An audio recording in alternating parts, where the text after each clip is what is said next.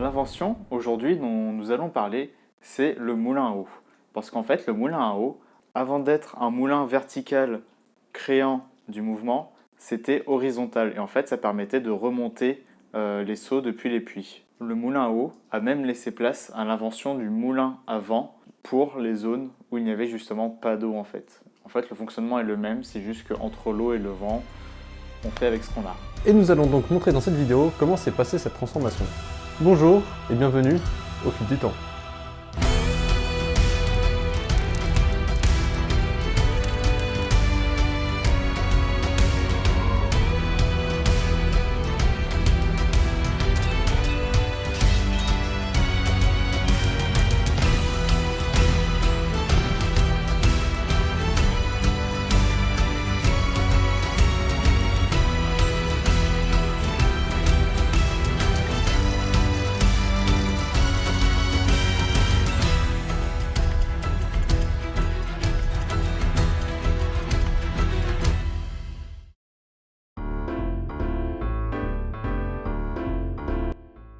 Depuis le néolithique, on cultive des céréales. En fait, c'est ça qui a entraîné justement la sédentarisation et le développement de nos agricultures. La première technique, suite à cette sédentarisation, s'appelle le concassage. Et c'est notamment grâce à ce concassage que s'est développé le mouvement circulaire au fil des siècles. On peut notamment évoquer les moulins à sang qui, comme son nom l'indique, étaient liés justement à l'utilisation d'esclaves ou bien d'animaux. Et justement, quand je parlais de roues horizontales qui permettaient de faire remonter les seaux dans les puits, eh bien, avant d'utiliser l'eau, on utilisait justement les esclaves et les animaux. Comme des chevaux, des ânes, des vaches, etc. Et ces animaux servaient à faire tourner des meules plus grosses.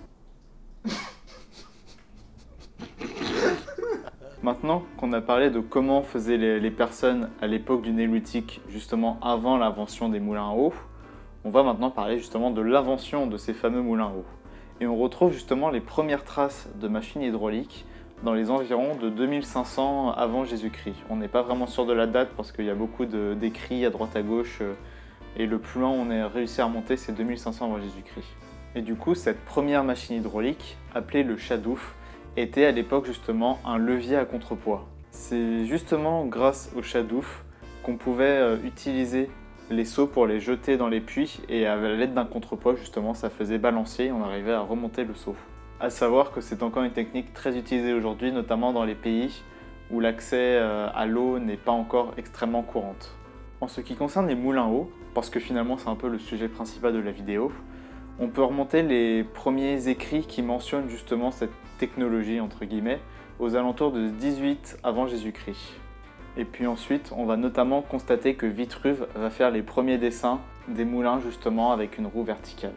Les moulins à eau sont présents partout dans le monde, mais dans notre cas plus précis, on va plus particulièrement évoquer en tout cas l'évolution de ces moulins en France, car même si l'évolution est plus ou moins similaire partout pareil, comme géographiquement on est plutôt rattaché à la France, c'est plus simple à comprendre. Il faut donc savoir que le nombre des moulins à eau a énormément augmenté pendant l'expansion du Moyen-Âge entre le Xe et le XIIIe siècle. C'est d'ailleurs durant cette époque que l'on commence à mettre fin au grand système esclavagiste. Enfin, en tout cas, je parle de l'esclavagisme d'antan et non pas du capitalisme.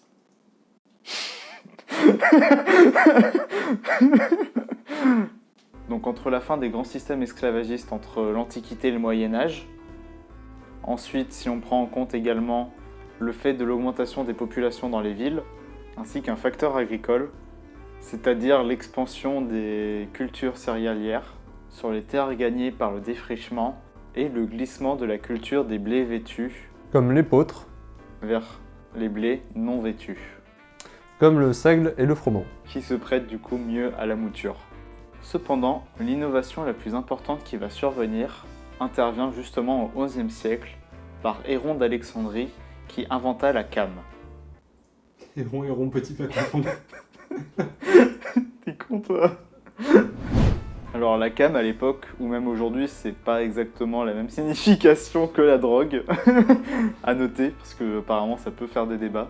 Mais en fait, la came, aujourd'hui et même, enfin du coup à l'époque et aujourd'hui, c'est un système qui permet de passer d'un mouvement circulaire à un mouvement de translation. C'est notamment ce qu'on peut retrouver dans les voitures, pour ceux qui s'y connaissent un peu en mécanique. Du coup, grâce à l'invention de cette came, on va réussir à transformer le mouvement. Ce qui veut dire ensuite qu'il est possible de créer un arbre horizontal à la roue. Grâce à cette invention qui permet de transmettre le mouvement, on a ensuite pu créer un arbre horizontal justement à cette roue hydraulique, ce qui a permis d'en faire justement l'un des premiers moteurs industriels. Et ça a été le plus utilisé, ou en tout cas le plus développé, jusqu'à l'invention de la machine à vapeur, qui fera l'objet d'une autre vidéo dans le futur. Très lointain.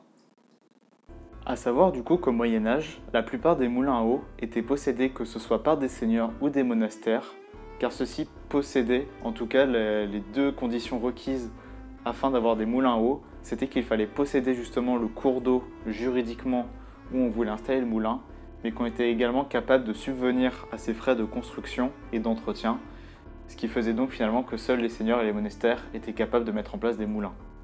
A savoir également que les seigneurs, à l'époque, en tout cas au Xe siècle, ils pouvaient utiliser leur droit de commandement, qu'on appelait aussi le droit du ban. Alors pas le ban de Twitch, vraiment le ban à l'époque c'était encore un autre système. Donc ce droit de banalité, qui est le droit le plus ancien et le plus répandu à l'époque du Moyen-Âge.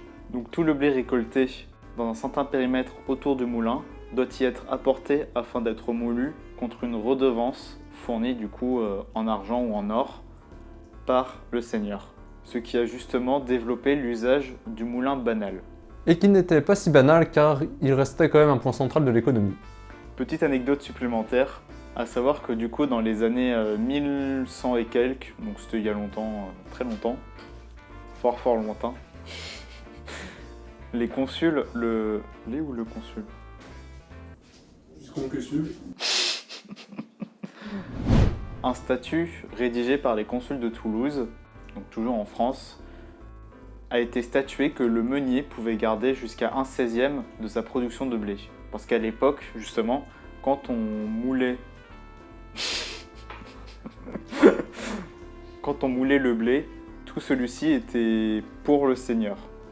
Alors du coup, le meunier avait le droit de garder seulement une certaine partie de ce qu'il avait apporté dans le moulin. Sachant que du coup, 1/16e du blé moulu qui revenait au meunier était un taux relativement fréquent en France. Alors aujourd'hui, c'est un peu dur de savoir ce que ça représente, mais apparemment, c'était un taux relativement fréquent. Ça va être dur d'aller chercher des chiffres pour contredire. Mais du coup, ça fait un certain moment qu'on fait que de parler des moulins à eau, mais à quoi ça correspond? Enfin, en tout cas, qu'est-ce que c'est? Parce que vous n'avez peut-être pas tous eu l'occasion d'en voir, pour ceux qui ne sont pas allés se balader en campagne en France, mais il y a bien des moulins à eau en tout cas des vestiges, qui sont encore là. Et du coup, on va vous montrer, via le biais d'une petite expérience, comment fonctionnent ces moulins.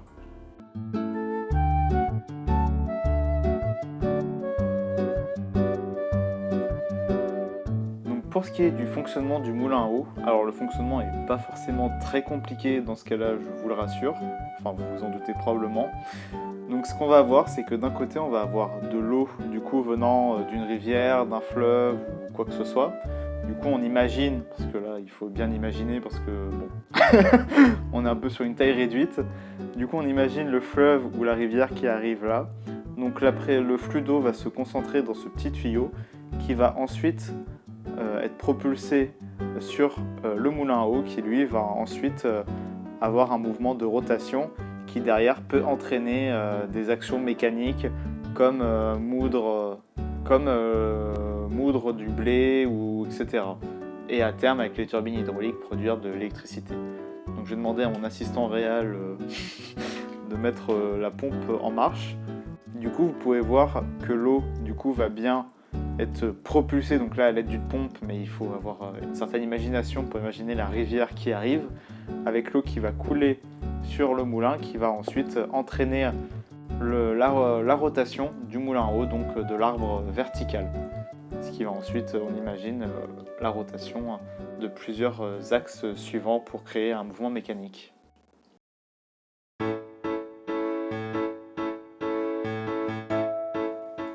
Maintenant qu'on a vu à quoi ressemblaient les moulins à eau, il serait peut-être intéressant d'étudier ce qu'ils sont devenus aujourd'hui et dans quel cas ils sont encore utilisés. On parlait justement d'évolution des inventions dans l'introduction, mais cela concerne également les moulins à eau. Que sont-ils devenus aujourd'hui? Eh bien, ils sont devenus des turbines hydrauliques. Il faut savoir du coup que la turbine hydraulique a été inventée au 19e siècle par Burdin pendant l'essor du développement de l'électricité ainsi que des barrages. Cette turbine hydraulique a ensuite été perfectionnée par Benoît Fournéron, qui était en fait l'élève de Bourdin, qui installa ainsi sa première machine à Pont-sur-l'Oignon. Et je vous dis pas la ville. Enfin, du coup, il y a une petite map qui s'affiche là actuellement. Hein? Je crois que c'est en plein milieu de la France. Maintenant, ça va être un peu l'instant du coup de définition de la turbine hydraulique. Donc une turbine hydraulique, c'est du coup une machine tournante qui produit de l'électricité à partir d'eau en mouvement ou bien potentiellement en mouvement. Donc on parle ici de cours d'eau ou marée. C'est notamment là-dessus que base le système des centrales hydroélectriques qui permettent de générer de l'électricité à partir d'un flux d'eau descendant. Une fois de plus, le premier usage de cette turbine hydraulique a été pour la mouture, donc pour moudre le blé. Parce que du coup, pour adapter cette première turbine hydraulique à d'autres industries, il fallait l'invention de la came qui arriva plus tard. C'est toujours la même came qui permet d'avoir un mouvement rectiligne alternatif. Donc ce terme a été décliné et a donné naissance aux moulins à foulon, moulins à chanvre, moulins à fer, scierie hydraulique ou encore moulins à papier. Aujourd'hui, on peut distinguer deux types différents de turbines hydrauliques. Les turbines à action d'un côté et les turbines à réaction de l'autre côté. Les turbines à action sont ainsi des turbines qui, grâce à la pression hydraulique, permettent la création d'un mouvement cinétique. Tout ceci grâce à un dispositif statique qui fait que la puissance de l'eau, de haut vers le bas, va induire du coup un mouvement, en tout cas grâce à la technologie utilisée. Comme dans la théorie c'est relativement compliqué à comprendre, on va prendre pour exemple quelques turbines justement à action qui existent aujourd'hui. On peut prendre du coup la turbine Pelton, qui est plutôt adaptée aux hautes chutes avec une roue à auget. C'est notamment ce genre de roue dans la conscience collective est le plus souvent visualisé lorsqu'on parle de moulin à eau, mais cette fois-ci on va l'utiliser de manière à générer de l'électricité de l'autre côté plutôt que de faire un mouvement mécanique. On a aussi la turbine à vis d'Archimède, moins connue, qui est plutôt adaptée aux basses chutes. Je vous invite à aller voir la vidéo que nous avons faite sur la vis d'Archimède qui explique le fonctionnement de celle-ci. Dans le second cas, donc les turbines à réaction, il va s'agir ici de faire bouger la partie mobile à travers une différence de pression de l'eau à l'entrée et à la sortie. Le mouvement est donc entraîné par le mouvement classique de l'eau. On peut prendre dans le cas des turbines à réaction l'exemple de la turbine Kaplan. Donc c'est la turbine qui est aujourd'hui la plus répandue, on va dire, dans le monde, dans tout ce qui est barrage hydroélectrique. Et en fait, c'est un système basé sur les hélices de bateau qui permet, grâce au mouvement de l'eau, au flux de l'eau, de générer de l'électricité. Je sais pas pourquoi j'hésite. Générer des compotes. Voilà. Une fois de plus, je vous invite à aller voir notre vidéo sur la vis d'Archimède où on explique le fonctionnement des hélices de bateau. Donc finalement, on est toujours sur un système de vis d'Archimède comme pour les turbines à action. Et petite anecdote aussi, un dérivé de cette turbine Kaplan, la turbine VLH, pour Very Low, je sais plus quoi. Ouais, merci pour cette explication, ça fait plaisir. Et du coup aussi, né de cette turbine Kaplan, la turbine appelée VLH qui permet justement de s'adapter aux très basses chutes d'eau, sachant qu'à la base la turbine Kaplan est plutôt adaptée pour les hautes chutes d'eau, donc justement les barrages hydroélectriques. Donc cette turbine VLH a été aussi brevetée de sorte à être entre guillemets plus écolo, parce qu'elle laisse passer les différents animaux marins. Oula. Les poissons quoi. Ouais. Du coup, si on pouvait noter une différence majeure entre les turbines à action et les turbines à réaction, ce serait que les turbines à action produisent de l'électricité et grâce à un mouvement plutôt vertical, on va amener de la pression de l'eau en hauteur qui va ensuite faire tourner une roue ou un mécanisme permettant de générer l'électricité. Alors que dans son cas, les turbines à réaction, on va plutôt être sur un système horizontal, donc certes, l'eau va tomber d'en haut parce que ça va permettre d'avoir un flux d'eau plus élevé, mais le mécanisme, lui, va être horizontal et l'accélération de l'eau va faire tourner justement l'hélice, dans ce cas-là, dans le cas des turbines Kaplan qui sont les plus connues aujourd'hui. Et dans ce cas-là, on va produire l'électricité grâce à un mouvement horizontal. J'espère que cette vidéo sur les moulins à eau vous aura plu. Si jamais vous avez des suggestions pour les prochains concepts que nous pourrions faire, n'hésitez pas à les laisser en commentaire. Dans tous les cas, nous vous invitons à aller voir la vidéo sur la vis d'Archimède qui vous permettra de mieux appréhender celle-ci, car on utilise de l'eau dans les deux cas. Pour nous soutenir, vous pouvez liker la vidéo et nous suivre sur les réseaux sociaux. Ciao. Tchuss.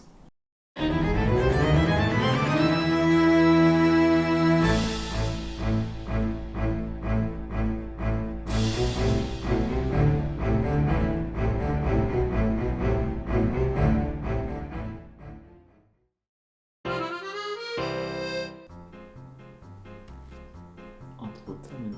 Mais c'est fou quand je suis tellement plus à l'aise hors cam qu'en cam. Oui, pour aucune raison en plus. Maintenant qu'on a parlé de comment... Ouais, pas mal, pas mal. Un peu plus tard, il Encore.